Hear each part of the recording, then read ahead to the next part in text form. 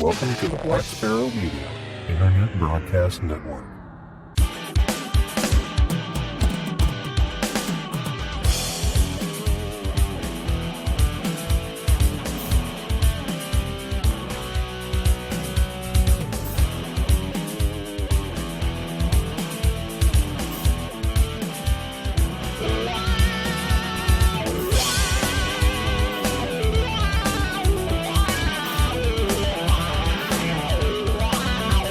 You are listening to Linux in the Ham Shack. LHS is a podcast about Linux, open source, and amateur radio for everyone. Now here are your hosts, Russ, K5TUX, Cheryl, W5MOO, and Bill, NE4RD. Well, hello everybody and welcome. You have tuned in to episode number 494 of Linux in the Ham Shack, the most terrific amateur radio podcast on the internet. This is our first episode back as we foray into 2023. And we got a bling. Oh, that was me. Sorry. I was just turning my phone on Do Not Disturb. Oh, no. Well, it disturbed. So, perfect things the way it's been going so far, trying to get everything back online. And of course, my internet service provider is having issues, but it may let us get away with recording. So let's go ahead and do that. So this is a deep dive episode, but we're going to kind of ease on into 2023 and make it a light episode. It's going to be all about gaming on Linux, which is something we don't really talk about, but it's a good thing to talk about. So let's go ahead and talk about it. But before we do that, let's go ahead and introduce ourselves. Cheryl is not going to be joining us tonight, W5MOO, because she doesn't do gaming on Linux, and figuring that she had nothing to contribute, she's going to be doing something else. But the two of us are here. I'm Russ, K5TUX. And I'm Bill, NE4RD. And Bill has taken it upon himself to build some gaming machines and is therefore going to talk probably most of this episode about gaming on Linux. I haven't done a lot of it, although we're going to talk a little bit about what I have been doing in, about 3 segments down here. But in the meantime, let's go ahead and you can tell us about your experiences, your foray into gaming with Linux. I know you're much more of a gamer than I am. I play a few console games here and there. I like my Flight Simulator, and I've tried Fortnite a few times. But you like to play games a lot more than I do, and you've actually set up a PC dedicated to gaming. So let's get an intro to gaming, I guess, first of all. Yeah, so like we say, this is not a true deep dive. This is as I put in the comments here, it's part 1 of question mark. So this will not be a comprehensive guide on how to get your system up and running for gaming and everything else. But I will go over basically the experiences I did, having some enjoyment with buying a couple of Black Friday special gaming computers, identical, of course, for this particular purpose, because I always wanted to kind of go through the process of actually getting games up and running on Linux. And of course, I've watched all the YouTube videos of everybody else attempting it and stuff like that. But I thought I'd give it a go myself and just see what the fuss or the successes are all about. So the systems I chose, because they were cheap, but semi-modern, it was an HP Victus, I think 15Ls or something like that. They were like $600, so they're pretty cheap. They came with a AMD Ryzen 7 5700G for the processor, which I thought was pretty good. You can tell, being a 5700G, it's a weird processor to have in a desktop system, but hey, it's fine. That's why it's cheap. The AMD Radeon RX 660X or 6600 XT is the graphics card. I chose an AMD combination because, of course, I wanted to use the goodness of open source drivers that AMD provides us. I didn't want to deal with any weird NVIDIA stuff. So obviously this guide will not talk about NVIDIA specifically. I do have an NVIDIA gaming laptop upstairs, but it unfortunately is still running Windows 11 and will probably stay that way, just as a kind of like the NVIDIA test system, should I ever actually want to put that on Linux. But anyway, so I have basically two of these. They have 32 gigs of RAM each, and they have a smaller NVMe. They have a 500 gig NVMe. And I don't install a lot of games. If I'm testing something, I'll install it. I'll play it for a little bit, then I'll throw it away. I'll uninstall the game. Unlike my kids who install, terabytes and terabytes and terabytes of games on their computers. But I digress on that. Anyway, so I wanted to choose an operating system for this. Obviously, Linux was the choice of the operating system, but I wanted to choose a distribution that was really kind of catered to my tastes of operating, and as well as I wanted something that sort of came pre-configured with a lot of the gaming stuff that I would need, including stuff to run Windows games and stuff like that. And I chose, of course, Garuda Linux. Garuda KDE Dragonized Gaming Edition specifically. This particular edition comes all set up with all the nice utilities that we're going to talk about here to get your Windows games running on Linux. And you don't have to do anything extra. So basically, just to go over that real quickly, I did the installer. HP, the BIOS on it was really weird. It knew right away that I was trying to install Linux, and it required me to enter a PIN in order to kind of validate the fact that I'm going to kill Windows, which I thought was interesting. I've never run into this on a machine before that could tell that I was doing something naughty on a Windows box. These machines came with Windows 11 pre-installed, which they never saw a single boot on. So yeah, went through the installer, installed basically the defaults for the gaming edition, didn't do any extra packages or anything else like that. And, yeah, just ran it straight out of the box. So no extra configuration, no tweaking any of the hardware in all of the examples that I'm going to go over of the test work that I did. And by test work, I mean gaming, because that's what you do for testing, right?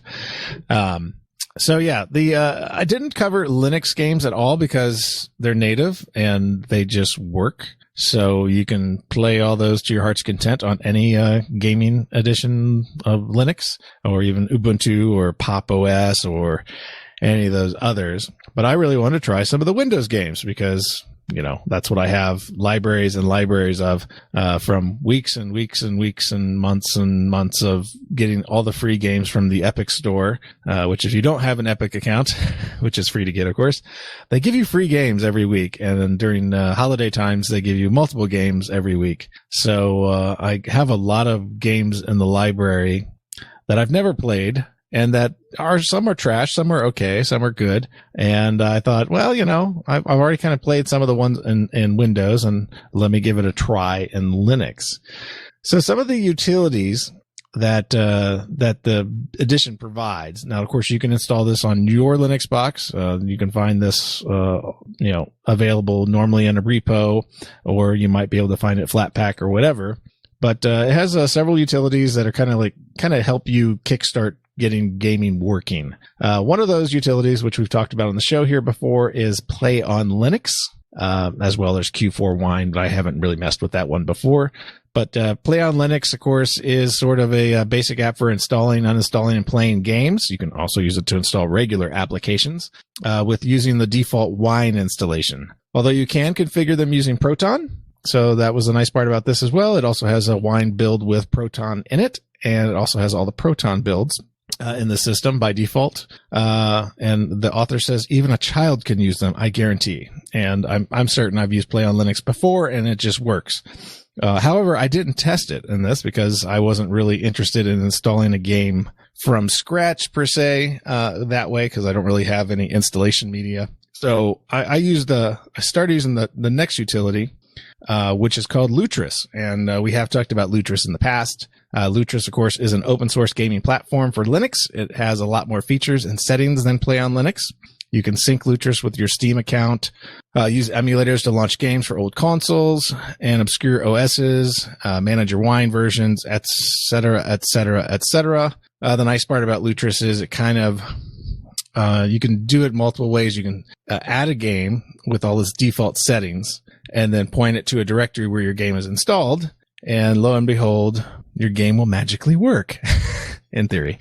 For my test, I actually, I didn't really have anything for Lutris, but I've been kind of following, the World of Warcraft, private server, chatter in Reddit for a long time. And though I've never actually tried one, I decided to say, you know, what the heck? I'll download a client for a private server and, put it on here as my test bed. And, lo and behold, I was in Northrend and I was, killing wolves and killing bad guys in World of Warcraft. So on a private server, and I didn't notice any problems at all. The setup was real easy. The private server had their own client that already had their realms list set up and everything else. And since I haven't had a client installed in my computer in at least 3 or 4 years for WoW, I thought this was the way to go. I think it's a Burning Crusade client, so it goes up to the first patch or the first expansion pack.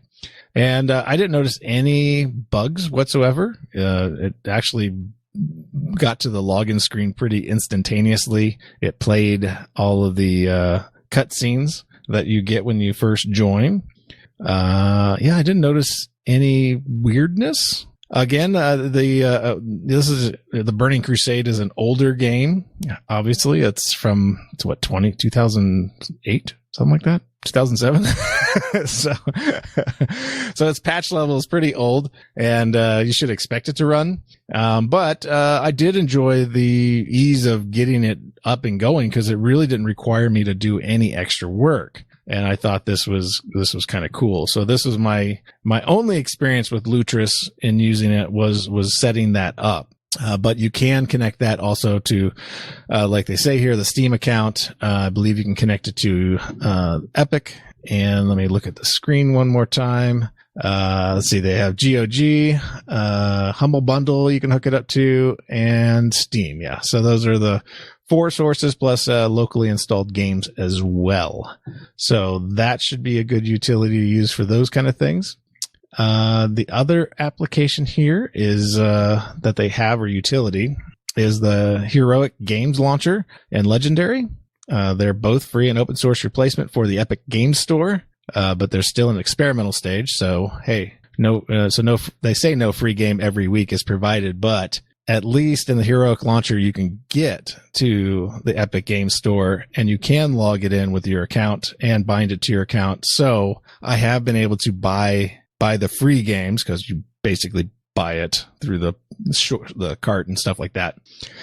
And it does eventually get it into the library because when the library resyncs, it'll see the games that are in there. It's not quite the experience you get in the Epic's game launcher in Windows, where if you add a game, you instantly get a little pop-up that says, hey, would you like to install this? You've got, a new game added to your library. So you don't quite get that experience with it, but I find the Heroic Launcher pretty comfortable to use. You get basically you can see your entire library with little thumbnails for each game. And then if it's installed, it's circled, not circled, but it's sort of filtered to the top and they're in color, and all the other ones are in black and white that are not installed. So that experience is pretty good. Each game that you install, you can do with a variety of settings, including enabling, if it works, and that's a big question mark, if it works, Battle Eye and Easy Anti-Cheat, which of course are a lot of the games use for multiplayer anti-cheat tracking and stuff like that. That has been an experience that, at least in my tests, has not worked out very well. So I did install 4 different games in this instance to try out. The first one, of course, being one of my favorites, though I don't play very much at all anymore. It's called Fortnite. We used to make a joke about it all the time. And it does load the game. And you get to the point where it's joining the server and then it kicks you out, which has been generally my experience on Linux run games with easy anti-cheat. Occasionally it works, or it has worked in the past. It depends on the various versions and whatnot. And in fact, today I was running a full update on it and I didn't quite finish getting that updated before the recording of this podcast, or before I came home.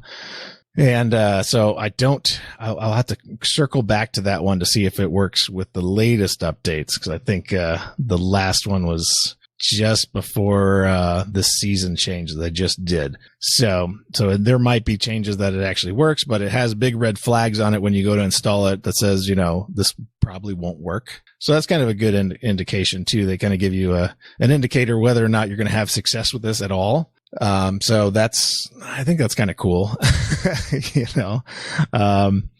Another game installed was Among Us. A lot of people probably played that in the past. That's kind of a fun little, I guess it's 2D game overhead, multiplayer. That installed and ran fine, no problems. I installed Wolfenstein, The New Order, which had been in my list to play for quite a while, and I've never done it because I am a sort of a old fan of the Wolfenstein games. But this one I have a little bit of playtime on. Mainly just to experiment with this. So I'm just into the very first level where you are swimming into the various stranded airplanes on the beach and using them to shoot all the droids or whatever, the mechanoids or whatever. I'm not totally into the game yet. But it worked flawlessly. No problems at all. No glitches with audio, no glitches with the video. Pretty seamless experience installing it and just hitting the play button. Another game that just was released to the free store just like a few weeks ago is The Long Dark. Just because it was new in the list, never heard of it. I just clicked install just to see if it would run, and lo and behold, it ran fine. So I think a lot of the single player games probably will run fine. It's just when you get into the multiplayer ones that you might experience some issues with some of the anti-cheat systems and stuff like that for the first person shooters and whatnot. Let's see here. Another kind of utility added on to things. Well, before you jump into all that.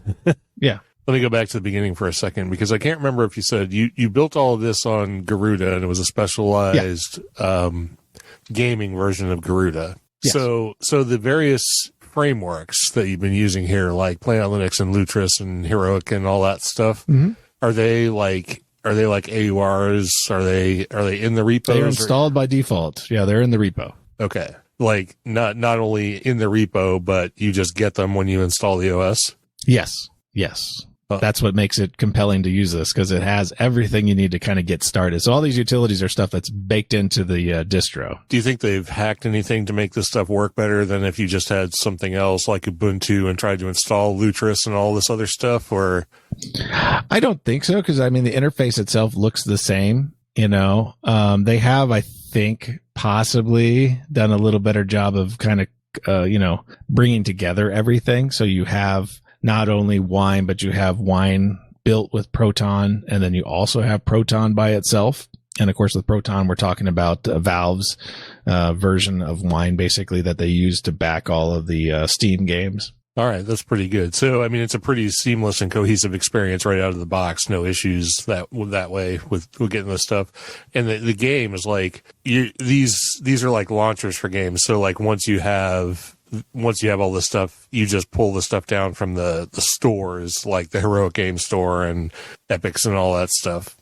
Yeah. So once you say we're talking about Heroic here. So, once I connected Heroic to my Epic account, instantly within my library, so as a library tab of all your games, 198 games came in. So, or at least are available to install locally on the machine. So it syncs up with your libraries that you already have. Much like if you launch a Steam client and you can see your Steam library, this is just another front end because you can't have the Epic launcher running in Linux, as far as I'm aware. I haven't seen that actually run. Okay, so Lutris is the Steam client, or what about Steam directly? Yeah, you can. Well, we're not to the Steam yet, but it's there. Yeah. Oh, okay. Sorry, I didn't mean to jump down this. No.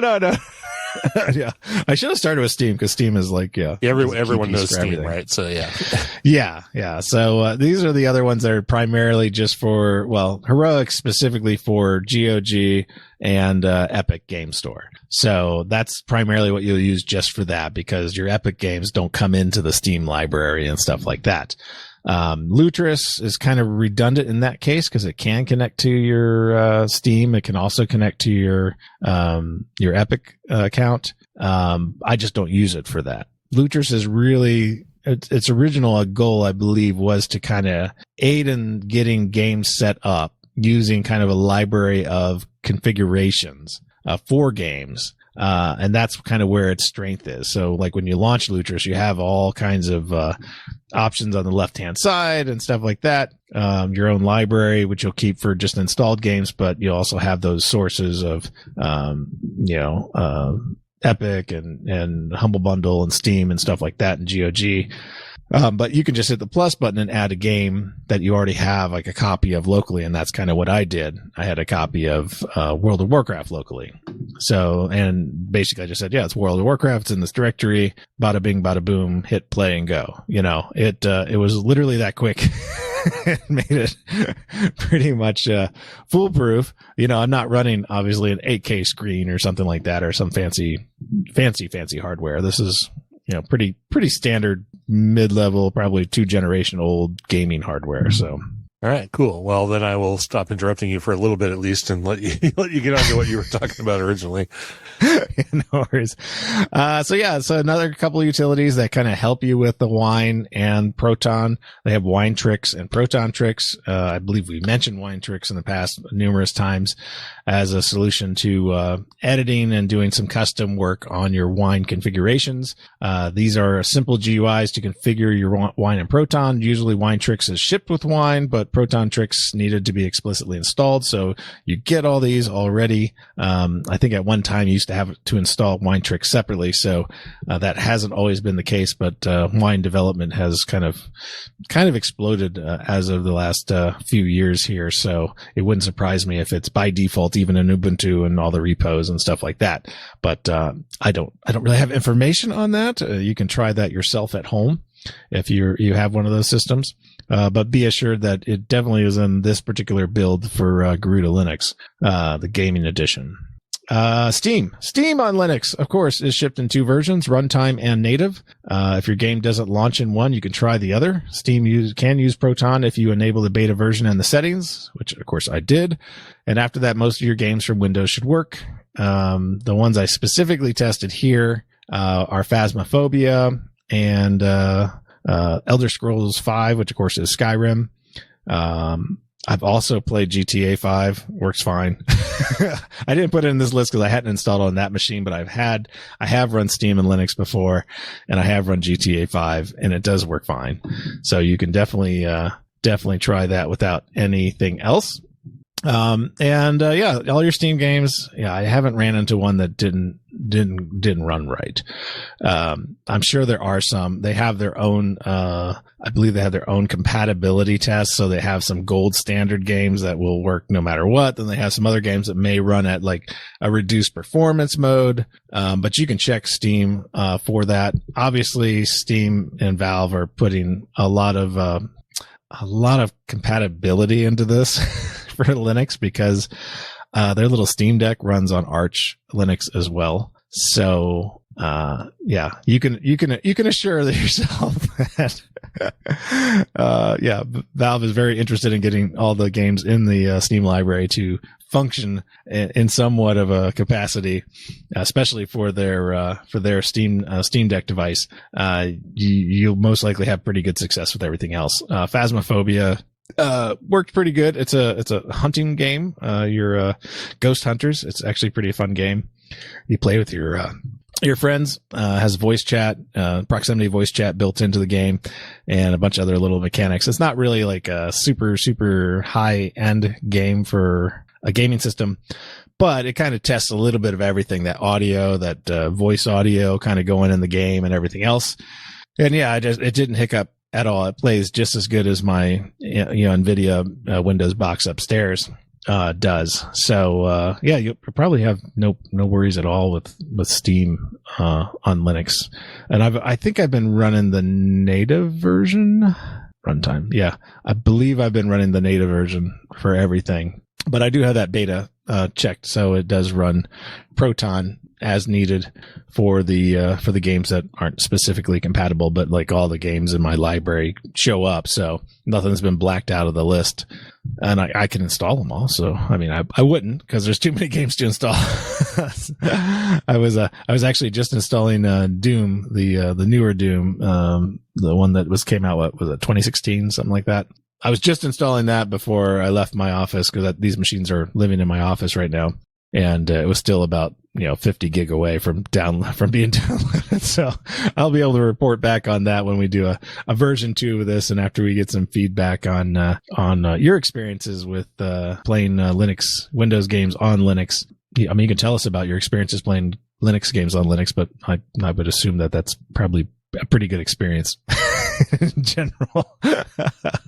Games written for Linux should run on Linux pretty well, I would think. I would hope, anyway. Yeah.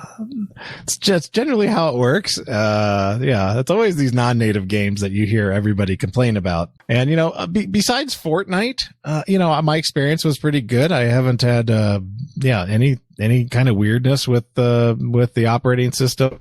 I mean, I'm pretty familiar with using Garuda and that Dragonized edition anyway. That's actually what I reinstalled here on my Shack PC. So that's what I'm running right now, at home, but it's just not the gaming edition, because this computer, can't do that. So it can do what we're going to talk about in the next segment, which is some, gaming in the Minecraft world. But did you have any more questions or anything that I could answer with regards to what I've covered so far? No, I don't. I mean, I'm familiar enough with these different platforms and stuff. I've played the Epic games, and I played a lot of the FPS type games way back, like Wolfenstein and Hexen and all those, and Doom and all that way back in the day. Some of the newer games, it just, I don't know, once things got really complicated when it came to like controllers and stuff like that, I kind of switched over to using a console if I wanted to play games like that, and kind of shifted away from the PC world. But with, as you hinted to, the advent or the invigoration in my life of Minecraft, I have definitely switched back towards some of these other games. So I'm definitely going to check some of this stuff out. I just have to find a computer that's got a decent video card to put the Dragonized Garuda on. But I mean, as anybody who's been in the Discord will say, I've been pretty engrossed in Minecraft lately. But and we definitely want to encourage people to play Minecraft. I was telling Cheryl about this. I played Minecraft. I don't remember when Minecraft first came out. It's like 11 years ago. Yeah, that's about when I first started playing it, and I think I got into like a solo mode game, a single player game. Played it for like 10 minutes. Thought it was like completely boring, and never played it again until like a month ago. So yeah, things have changed a little bit, but you want to get into it. I don't have any questions about the earlier stuff, so I think it's pretty straightforward. I just want to kind of put a little bow on us too. There are other utilities that come with this. I didn't really talk about them because I didn't have them quickly copy and pastable to put the show together for tonight. That's why I said this is part 1, but there's also installed by default in this gaming edition, for playing some of your older games. They have DOSBox installed, so it's already pre-installed, so you can run old DOS games quite easily with DOSBox. And I think we've probably mentioned DOSBox in the past.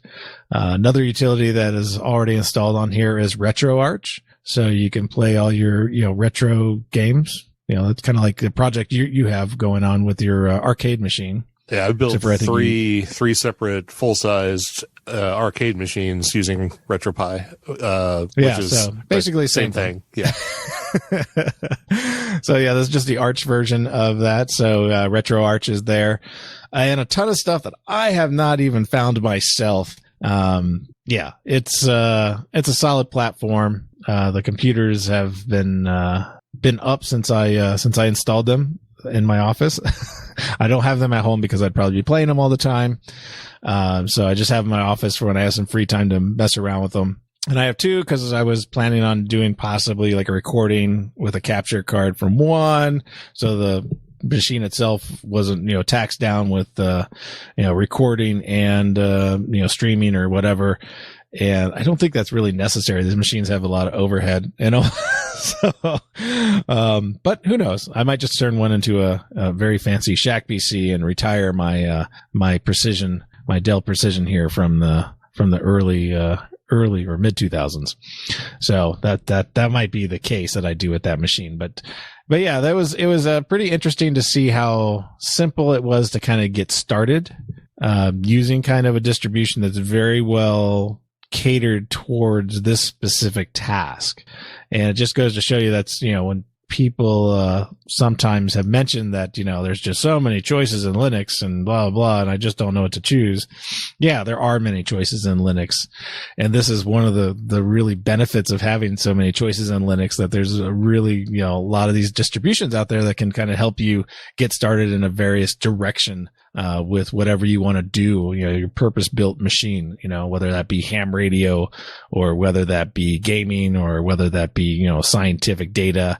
There is a distribution that's probably catered specifically for what exactly you want to do with that machine. And then you can still install the other stuff that you do on there, like, browsing the internet, which of course it has that stuff on there. But, if you need to do, LibreOffice or whatever, you have to do some work documents while you're, killing, people online, you could do all of that. And, obviously with Arch, you have the power of, all the Arch repos and then the AUR if you want to get, down and dirty with all the packages that are out there that you can install. There's just tons and tons of stuff you can get into. And I really haven't even done any customizations on these machines at all. I lost your audio there for a bit, but I'm sure you're recording it. So yes, I am. Love the internet. Yep. But I think that's it for the Dragonized version of Gaming Edition of Garuda, and their little talk on gaming on Windows specifically. And now we'll swing on over to talking about Minecraft. So maybe you can talk about this. I can't speak to it the way you can speak to it because I've seen the stuff you do on Minecraft. But yeah, I don't know why I decided to. It's just like one day, because Bill, you've been running a Minecraft server at home. You and your son have had Minecraft server at home for some time. And I was like, oh, well, this looks like it's not too difficult a thing to do. So what the hell? Let's make a Linux in the Ham Shack Minecraft server and spin it up and see if we can get a bunch of our listeners to get on there and, just doodle around and play Minecraft for a while. And you kind of showed me on your server what it was all about. And I was like, oh, this seems like it's kind of fun. So got it spun up, went through a couple of iterations, started with the Fabric, I don't know how deep we want to get into this, but we started with Fabric and then switched over to Spigot. If anybody's familiar with Minecraft, they're going to know all this stuff. But let's just say that there is a Linux in the Ham Shack Minecraft server now that I've been playing a lot on. And Bill has been like tearing up because he's doing all these crazy things that I can't even fathom yet. But it's been a lot of fun, and it does take a little bit to get into it, but you've had some tricks that you've shown me, like using the Prism launcher, which is a way to sort of customize different clients for Minecraft for connecting to different servers that have different mods and things like that. So you can sort of customize your environment, and that's worked out really well. And then once you get into the game, there's just so much to it. It seems like such a simple game, and that's why I felt like I didn't enjoy it the first time I tried it, because, at the very beginning, there's not much you can do. It's just like you walk around and try and figure things out. But with a little bit of nudging from someone who's done Minecraft for a while, you discover that there's probably enough to do in the Minecraft world that you could never be done doing it. I kind of feel like, like every time I log into the server, there's something else to do, something else to learn, something else to figure out. And then, of course, there's all the mods and stuff like that, so you can expand it and change it and make it do crazy things. And there was somebody, even in the Discord, who suggested, or who posted a Reddit thread where they were trying to get people to develop ham radio mods for Minecraft so that you could have like HF rigs and two-way communicators and repeaters and stuff like that. It's craziness, but it's so expandable. It's so flexible. it's basically limitless. But I can't speak coherently to it. You've done it a lot more, so maybe you can give some directed information about Minecraft. No, I think you covered it very well. If you want to jumpstart your Minecraft setup, definitely go with the JDK version 17. If you're on Windows, which, you shouldn't be. No. Shame you. But if you're on Windows, I just suggest installing the Microsoft version of Java. It already is at version 17, and, it's a Microsoft / Mojang game, so it will run perfectly fine, running that version. I know, Java's up to 19 now or whatever, but don't use that. It will wig out a little bit. So use 17. So in Linux, install the OpenJDK 17, and, the Prism launcher, like Russ said, it's an open source Minecraft launcher with the ability to manage multiple instances. This becomes more important as you expand the horizon of just playing one version of Minecraft or one server that's on one version. As you get into the ecosystem, you start to learn that certain mods are version locked as certain versions. And if you want to play like certain special games, like I'm interested in Vault Hunters right now, and that's running on 118. And of course, our server is running on 119.3. So yeah, the versions are important, and being able to isolate those versions and have the right mods for those versions for doing shaders and, mapping and mini maps and HUDs and stuff like that. Any kind of customization you want on the client side, you have to have matching versions of your mods for your game client. Prism Launcher just makes that simple. That's not the only option you have. There's multi-MC or MC multi, or I don't know. There's about like 5 or 6 different utilities that I know of off the top of my head that do basically the same thing. I just kind of settled in on Prism Launcher because, hey, it's open source. It's GPL v3. The source code's out there. So you could take a look at it. And if you're happy with it, it does bind itself to your Microsoft / Mojang account. Well, mainly just Microsoft account these days. So, that you do have to kind of think about that security implication, with your Microsoft account. And yeah, we have the server connection stuff in the show notes, and we talked about it before. It's just minecraft.lhspodcast.info. And we also have a map that you can check out too. And that link is in the show notes as well. It's basically the same address, just with a fancy port like 8123 or something like that. So you can check out what we've opened up on the overworld map.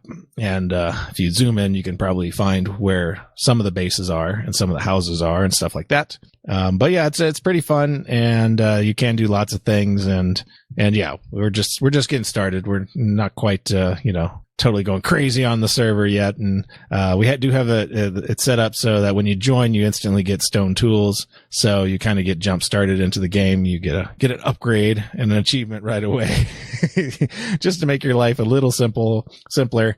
Yeah, come join us. It is a lot of fun, and, it's pretty simple to get it going. If you already have, if you happen to have an Xbox and you have the Game Pass for Xbox, you already have Minecraft Java for free. So yeah, if you already have those things, you don't have to worry about buying another game or something like that. You can just play for free with your Xbox, account. Yeah, I think that's all I have to say about Java and Minecraft, and just come and join us. We do have a couple of limited integrations in Discord, in the LHS Discord with Minecraft. You can actually see sort of what people are doing and chatting when they're playing the game in the gaming chat. And there's even a gaming hangout, which is using a specialized mod from the server that connects to a bot, and it's actually proximity bound. So if you're in the game and you're in the gaming hangout on Discord, you can actually chat with people who are playing Minecraft at the same time, but it is proximity locked. So if you're like really far away from them, you won't be able to. And then as you get close, or you're all in the same location, then you can actually chat. So it's kind of based on the physical world of Minecraft, which is kind of cool. But as far as doing text chat inside the game, that's sort of built in. You can do that anywhere, and you can see that chat in the gaming text channel on Discord as well. And I do believe that's bi-directional, right? I don't know. I haven't tested it. I haven't tested that either. Yeah, it might be something worth checking. So even if you're just kind of interested in just to see what's going on, you can hang out in either of the gaming chats. The voice one doesn't get used a lot, but the text one sure does. And of course, the map of our world is being generated as people explore the game. And the URL will, of course, be in the show notes, but you can go to the same URL on port 8123 and see a real-time rendered map of the LHS Minecraft world, which is really kind of cool. And it's getting bigger all the time. Lots of explorers. We had someone just join today. So a lot of fun. And I'm enjoying the hell out of it. So probably too much at this point. I probably need to back off a little bit, but I have been enjoying it a lot. So yeah, come and join us. And I'm sure we'll have more to say in future episodes about some of these different platforms and more about gaming and Linux, and maybe doing deeper dives into more specific things, like perhaps about the individual gaming types or platforms and stuff like that. But I think this is a good intro for sure. Cool. All right. Well, that's all I got, I guess. Well, that's all I got. Let's move on. Yeah, let's do that. All right. So we do have one quick announcement, and that's our 500th episode giveaway. Unfortunately, this is literally just an announcement that there will be a 500th episode giveaway. What will be involved, how you can enter, and all that kind of stuff. We haven't determined any of that yet, so just be aware. It's coming up very soon. Presumably, if we get things done the way they're supposed to be, it will be in 6 weeks. So whatever that is. We'll figure it out. We'll definitely let you know. Check the mailing lists and Facebook and Twitter and all that stuff. The details will be out there for sure. And we should probably also mention since Winter Field Day is right around the corner. Well, that's true. Winter Field Day is coming up next weekend. Yeah, Mike left a note in the general channel for us that you talked to him already about it. It's almost time for Winter Field Day, and this year he has his loggers are all installable with pip. So you just do a pip install WFD curses for the curses version, or the terminal version, and you do a pip install WFD logger for the GUI version. So this year the GUI version also does multi-station logging. So check that out. Lots of work has been put into that. He has not been gaming at all over the break. He has been coding nonstop for your pleasure. So check out his, if you don't want to install via pip, you can just go check out his repositories. And, we've linked those in the past, but we'll go and add that to the show notes as well.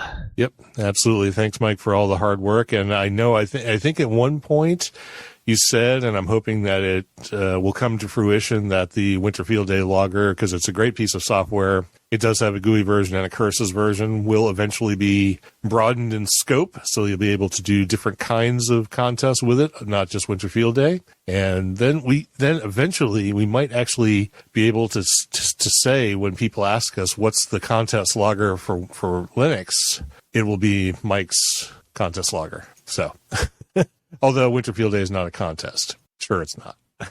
Sort of. Yeah. Just like Field Day is not a contest. Exactly. Right? It's not a contest. But all right. Very good. So we'll put those in the show notes. And with that, let's go ahead and wrap up the show with our new subscribers, supporters, and live participants. We have been gone for almost 6 weeks now. So there are a few people to mention who have decided to join us over the break. So we have new subscribers and Patreons. We have Winston Lawrence and Herb Garcia, or Herb. I don't know. Probably Herb. On Facebook, we had Alvin Clark. On Twitter, we had at K9EMP, at Astropay, or Astropay, P-A-I, at Tardate, which the at may be the S. I don't know. Maybe that's supposed to be Stardate.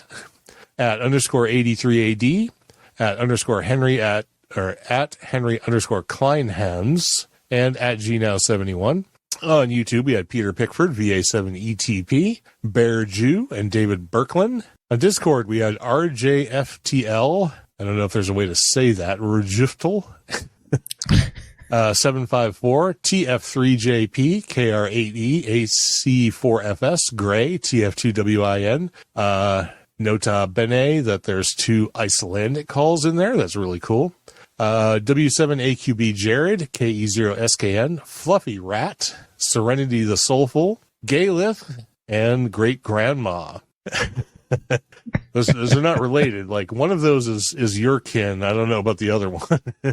Yeah, Gaylith is mine. For merchandise sales, Steve Annis actually picked up some stuff from the Selfie store. So thanks, Steve. Hopefully you'll get that really soon. You can tell us how it is. I know, Bill, you got your stuff. So you said the quality wasn't like super good, but it was pretty decent for what you paid, I guess. Yeah. I think the logos were okay. I think you made some comments on the logos didn't quite turn out exactly the way you expected them to. I think the logo on one of the hats looked like it was oriented improperly. I think it looked fine because it's embroidered, but it looked like it was sort of sewn in the wrong place maybe. So yeah, I'm trying to think. There was like a slight difference in how things were outlined in the hats versus like the shirts I had made up. And I like the logo on the shirts a little bit better, although the coloring's not as good as it is on the hats. So, okay. 2 different places and stuff like that. I think they decided to outline the letters in white, and that's not quite as detailed in the stitching in the hats, but it still looks good. I like it. They fit fine. I think they're a little, maybe, the ribbed one, the ribbed version is a little bit tight, I think, for a one size fits all. But I mean, obviously it stretches, so it's no big deal. But right. No, they're both fine. I've already used both of them in Haydenism Hangout. So yeah. All right. Very cool. So we do have 2 different stores, unfortunately, because of the way things are right now. One is the pay as you go store that has like the shirts, hats, and phone cases and things like that. And the other one is the custom stuff like the stickers and all that. So links to both of those are of course on the website and they'll be in the show notes as well. So moving on, we have the mailing list. We had Grant Bowman join us, Herb Garcia, and W8MKG. And then tonight in the live chat for the show, we had Mike KJ6LNH, Rich K0EB, Mike K6GTE, and Ted WA0EIR. All right, cool. So that's it. We're down to the end of the show. Thanks everybody for listening. We really appreciate it. We just wanted to kind of make this an easy, fun thing to talk about for the first episode of 2023. So we didn't deep dive into something super heavy and boring and all of that. We hope you enjoyed it and hope you'll tune into the next episode, which of course will be a short topic episode. We'll be recording it on Monday instead of Sunday. So just be aware of that if you're listening to this live. And otherwise, hope you have a great week and we'll talk to you the next time around. This has been episode number 494 of Linux in the Ham Shack. For the On Assignment, Cheryl, W5MOO, I'm Russ, K5TUX. And I'm Bill, NE4RD 73.